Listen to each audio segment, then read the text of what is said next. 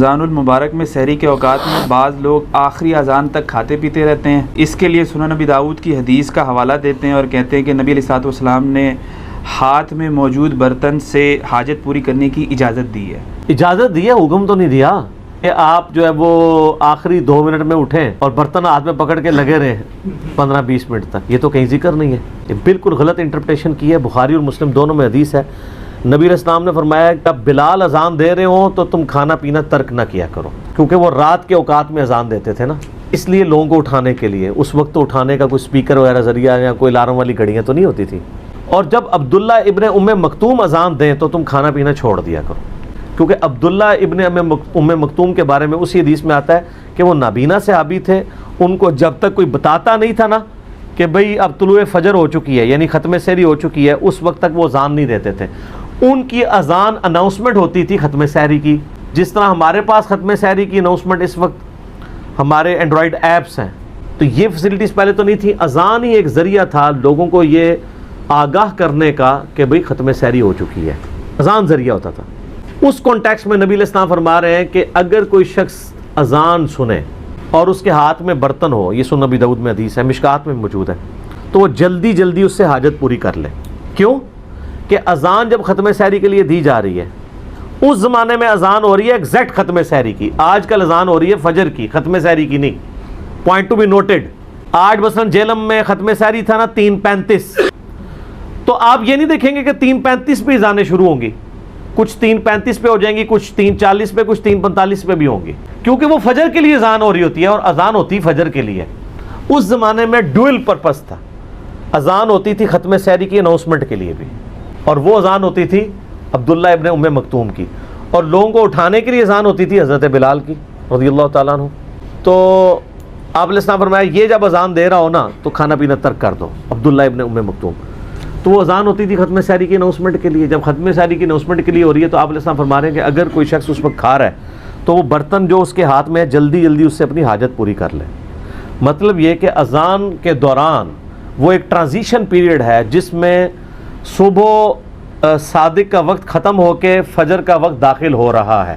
اچانک تو کوئی بم نہیں نہ پھٹتا کہ جی ایک وقت دوسرے میں داخل ہو گیا، آہستہ آہستہ وقت داخل ہوتا ہے نا۔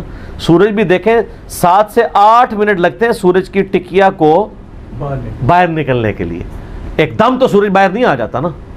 اس طرح وہ جو ٹرانزیشن پیریڈ ہے درمیانہ، وہ ایک پیریڈ ہوتا ہے، اور اس میں ایک اجازت دے دی گئی کہ جی اگر کوئی لیٹ اٹھا ہے، اس کے پاس ٹائم نہیں بچا تھا، اذان شروع ہو گئی ہے، تو ظاہر ہے اسلام میں پسندیدہ نہیں کہ کوئی بغیر سحری کے روزہ رکھ لے، کیونکہ ظاہر اس کے لیے کاٹنا بھی مشکل ہوگا، اور ویسے بھی صحیح بخاری میں حدیث ہے کہ سحری ضرور کھایا کرو، اس کے کھانے میں برکت ہے، اور ہمارے اور اہل کتاب کے روزے کا فرق ہی سحری کا فرق ہے، یہ بھی صحیح بخاری میں حدیث موجود ہے۔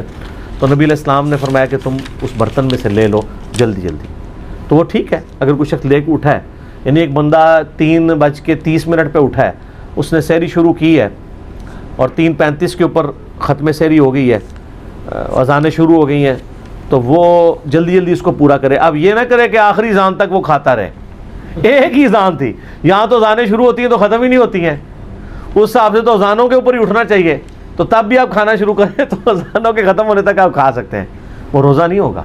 اور الٹا یہاں پہ اہل حدیث کے ہاں تو ایک بڑا اس کی غلط انٹرپریٹیشن، میں 2008 کی بات ہے، میں اسلام آباد میں ایک اہل حدیث کی مسجد میں اعتکاف بیٹھا، تو وہاں میں نے یہ ایک عبرت ناک منظر دیکھا۔ 650 لوگ وہاں پہ اعتکاف بیٹھے ہوئے تھے، عورتیں مرد ملا کے، عورتیں الگ تھیں مرد الگ، کہ وہ ہمیں سحری کے لیے اٹھا لیتے تھے، گھنٹہ ڈیڑھ پہلے سحری لوگ کرتے تھے، تسلی سے سحری کر کے پھر وہ مسجد میں بہت بڑی مسجد تھی، واک بھی کرتے تھے، جیسے ہی اذان شروع ہوتی تھی سارے کولروں کی طرف بھاگتے تھے اور پانی پیتے تھے، جی وہ جی اذان شروع ہوگی جلدی جلدی پانی پی لو۔ تو روزہ تو ہوتا ہی نہیں ایسے، وہ تو اس میں ہے کہ آپ برتن آپ کے ہاتھ میں تھا اور آپ سحری کر رہے تھے، اس دوران اذان شروع ہوئی، یا تو اذان شروع ہوئی ہے تو آپ برتن پکڑنے کے لیے بھاگ گئے ہیں، نا غلط ہے۔ تو آپ پہلے ہی بند کریں۔ میں نے تو اللہ کے فضل سے جب سے ہوش سنبھالی ہے، روزے رکھ رہا ہوں، میں تو 5-7 منٹ پہلے ہی روزہ بند کرتا ہوں۔ احتیاط کی بات ہے نا جی، آپ جناب آخری منٹ تک جناب اس کو گھسیٹ کے لے کے جا رہے ہیں، تو ایسے لوگوں کا کوئی روزہ نہیں ہے، یہ صرف اس کے لیے فیسلٹی ہے کوئی لیٹ اٹھا۔ اور بعض لوگوں نے تو روٹین بنائی ہے کہ وہ اٹھتے ہی آخری 1-2 منٹ میں، اور روزانہ اس طرح کرتے ہیں، تو ان کا کیا روزہ ہوگا؟ آپ دنیا کی عدالت میں بھی وہ کیس لے جائیں تو آپ کو وہ بھی کہیں گے کہ یار یہ اس کا یہ مطلب تو نہیں تھا کہ آپ نے یہ کرنا ہے، آپ نے کام ہی وہی کرنا شروع کر دیا. تو یہ ایک فیسلٹی تھی اور وہ اس کے ساتھ جڑی ہوئی ہے، نہ کہ یہ ہے کہ آپ جو ہے وہ اٹھیں ہی لیٹ اس وقت میں کھائیں، یا آپ پہلے کھا کے فارغ ہو چکے ہیں اور جب اذانیں شروع ہوں اس وقت پانی پینا شروع کر دیں. تو سر وہ آپ روزہ رکھ نہیں رہے ہوں گے، روزہ افطار کر رہے ہوں گے، وہ افطار ہی ہو رہا ہوگا، روزہ رکھ نہیں رہے ہوں گے آپ. اور یہی حال ہے غروب آفتاب کے وقت بھی. اکثر مسجدوں میں اذان 2-4 منٹ پہلے ہو جاتی ہے. آپ نے گھڑی کو فالو کرنا ہے، مسجد کو نہیں. مسجدوں کی گھڑیاں کیا سٹینڈرڈ ٹائم ہوتی ہیں؟ بہت کوئی بندہ احتیاط کرے تو ہوگا.